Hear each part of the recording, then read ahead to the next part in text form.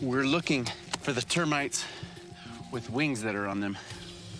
Winged termites are baby queens rather than soldiers and tend to live deeper in the mound. There we go. Okay. So they're telling me to get as many of these as we can find.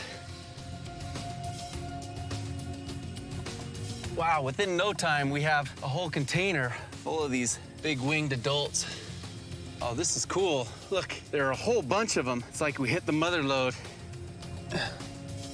With our termites safely stowed, Ajah finally shows me what he intends to do with them. Oh, wow. Traps, huh? Birds are an important source of protein, and termites are the key to catching them. This trap is just amazing. The Aka, they're masters at making these intricate, ingenious little traps. This termite is just held on by a super fine fiber from a palm tree. And then this just goes right into here. The Aka are opportunistic hunters, so we're not targeting any one particular species. So the bird just goes like that in there, and then the head of the bird gets stuck right in there.